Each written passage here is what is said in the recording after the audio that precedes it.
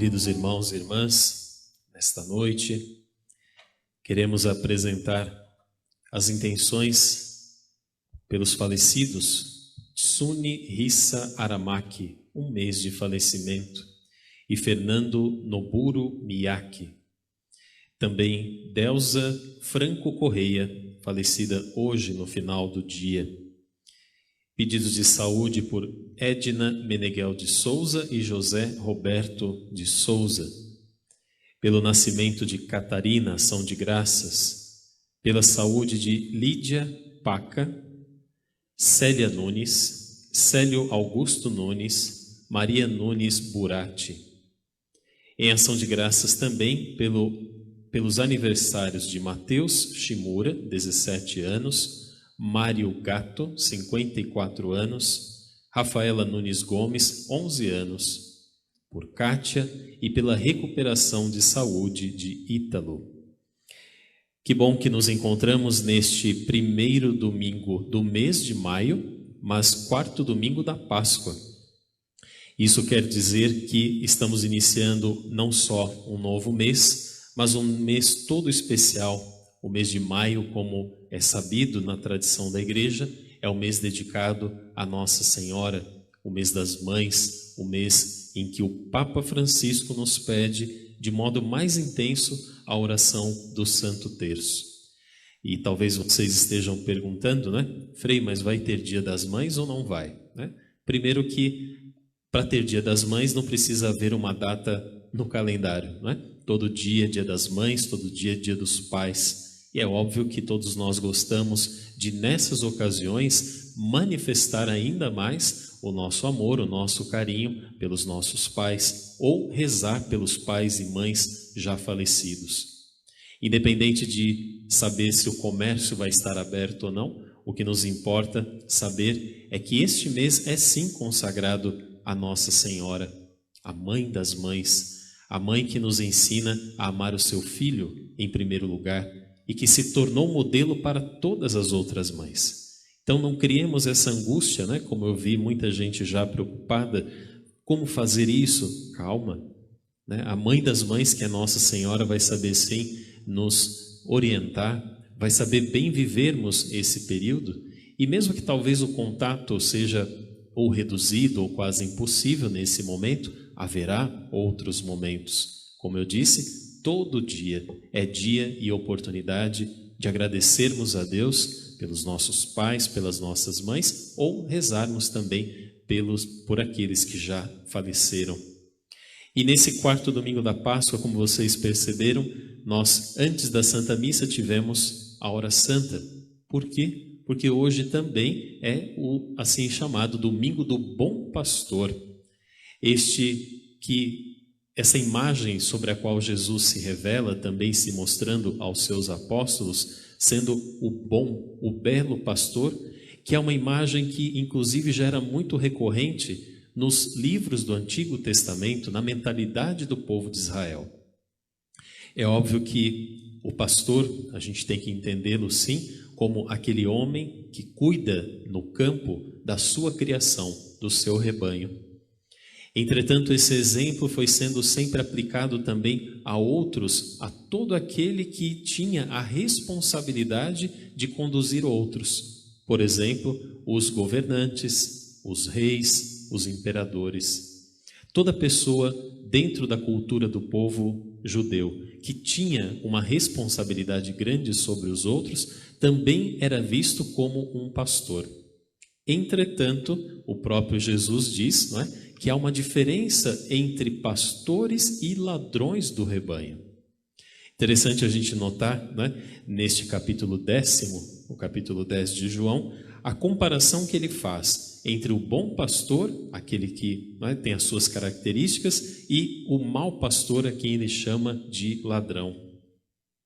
O bom pastor é aquele que diante do rebanho cuida das suas ovelhas, enquanto que o ladrão é aquele que simplesmente entra por um outro lugar e rouba essas ovelhas. O bom pastor tem sempre a preocupação com a ovelha e não consigo mesmo, ao passo que o ladrão tem a preocupação, antes de tudo, com ele mesmo, consigo mesmo e depois com a sua ovelha ou com o seu rebanho. E o bom pastor é aquele que, quando chama, tem a sua voz reconhecida pelas suas ovelhas. Enquanto que o mau pastor, ou o ladrão, como aqui João assim se refere a este mau pastor, tem uma voz estranha. Não é uma voz de costume, é uma voz que parece não ser a voz correta, a voz do bem. Essa comparação de ovelhas e pastores, que no mundo agrícola ou pastoril ou da pecuária é muito simples, é muito fácil de ser identificada, para nós, cidadãos, urbanos do nosso tempo e do nosso século, às vezes parece ser uma comparação não muito simples. Primeiro porque muitos de nós, e eu costumo perguntar isso nas missas da catequese, pena que faz tempo que a gente não tem a presença das nossas crianças aqui entre nós, mas quando se pergunta, por exemplo, qual criança que já viu uma ovelha, quase pouquíssimas respondem que sim, que já viram de perto, ao vivo e a cores. Quando muito viram na televisão, nos livros, na internet. Então, não ter essa sensibilidade, essa materialidade de saber o que é uma ovelha, o que é um rebanho, o que é um pastor, talvez nos cause a dificuldade de dizer ou até de compreender por que Jesus se manifesta como sendo o bom pastor. E mais, muitas pessoas talvez até pensem, como que nós, seres humanos, racionais, livres, dotados de razão e de liberdade, vamos nos comportar como que ovelhas, que não têm personalidade, que não são gente e tudo mais. Lembremos de que a palavra de Deus usa desses exemplos para nos transmitir uma verdade que é muito maior. A verdade de que o verdadeiro e grande pastor é um só, é Deus. Ele é o pastor por excelência. Aquilo que um bom pastor pode fazer no limite das suas capacidades, das suas forças, Deus Pai, como grande pastor da humanidade, que cria essa humanidade com o seu desígnio de amor, Ele é capaz sim de compreender aquilo que precisamos, a maneira certa de sermos cuidados e a forma correta de nos amar. O problema é que nós, muitas vezes, o que fazemos? Não acreditamos nessa voz do verdadeiro pastor e abrimos o nosso coração, o nosso ouvido, a nossa inteligência para outras vozes.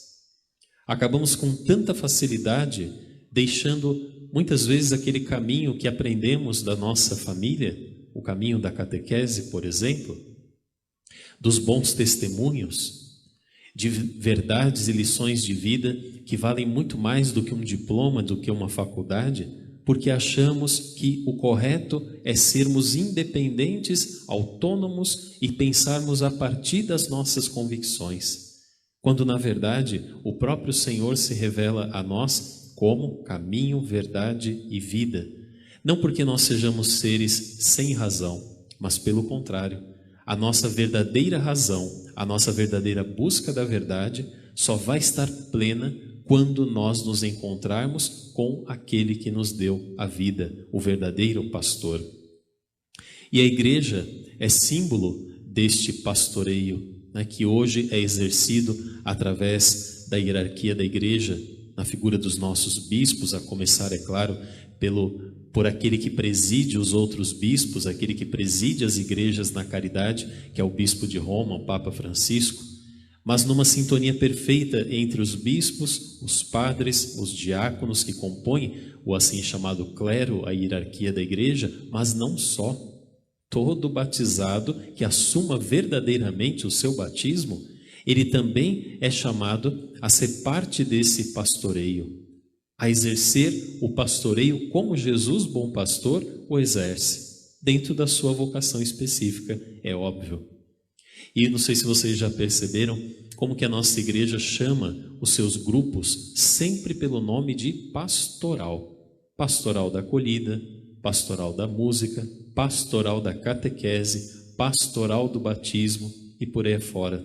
Poderíamos até dizer pastoral do dízimo, por que não, Tudo na igreja é entendido como pastoral. É o verdadeiro pastor que nos mostra o pasto correto, aonde vamos nos alimentar, de onde vamos tirar as forças, as convicções, as ideias fundamentais para a nossa fé. E a segunda grande imagem que o evangelista João nos apresenta de Jesus nesse capítulo 10 é a imagem da porta. A porta, segundo os estudiosos bíblicos, sempre comparada com as tantas portas do templo. A partir de um determinado momento, de um determinado local dentro do templo, sejam as portas como seus átrios, aquelas espécies de curvas assim para entrar, eram reservadas aos sacerdotes e aos sumos sacerdotes.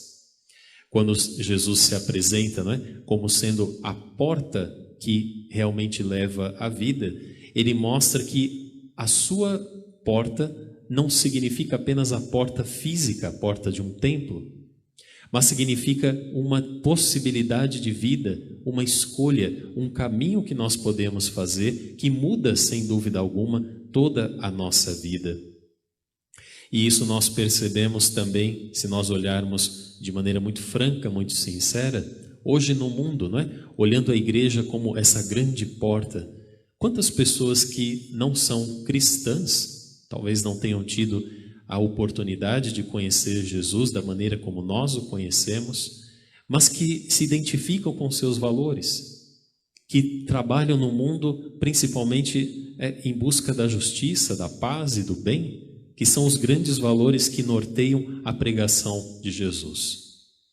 O que eu tenho notado muito, por exemplo, nesse período que nós estamos vivendo, dessa pandemia, quantos homens, quantas mulheres que talvez não tenham a prática de uma fé, de uma religião, mas que estão fazendo bem, que estão levando comida a quem tem fome, que estão levando roupa a quem tem frio, que estão atendendo pessoas nas suas mais variadas necessidades, e nem todas são cristãs, mas com certeza, como a nossa doutrina assim nos ensina, o germe, a semente da verdade, a semente da mensagem de Cristo está nesses corações.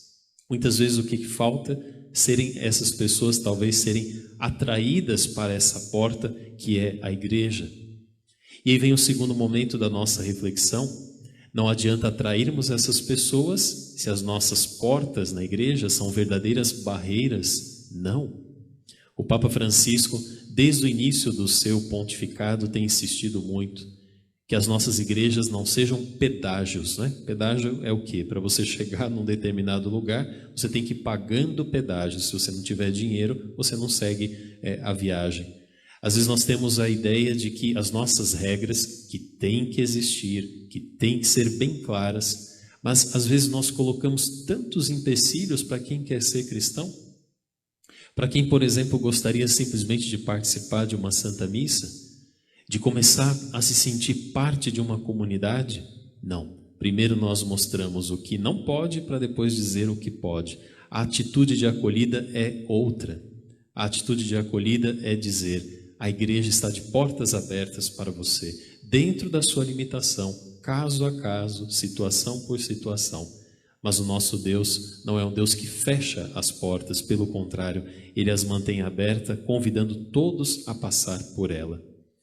E por fim, se atraímos os que têm valores cristãos e ao mesmo tempo também queremos acolher bem aqueles que já fazem parte da comunidade, essa mesma porta precisa estar o quê? Aberta, para nós termos a coragem de no mundo levarmos a mensagem do ressuscitado. Ninguém vive dentro da igreja uma fé para si. Ela é uma experiência pessoal que precisa ser traduzida, transformada em missão.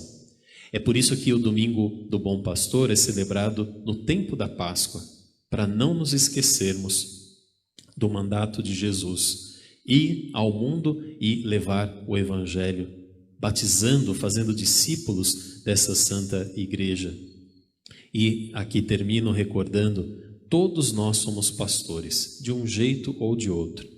Se você é pai, mãe de família, você é pastor e pastora do seu rebanho, Seja uma porta para eles, seja esse caminho que inspira confiança e verdade.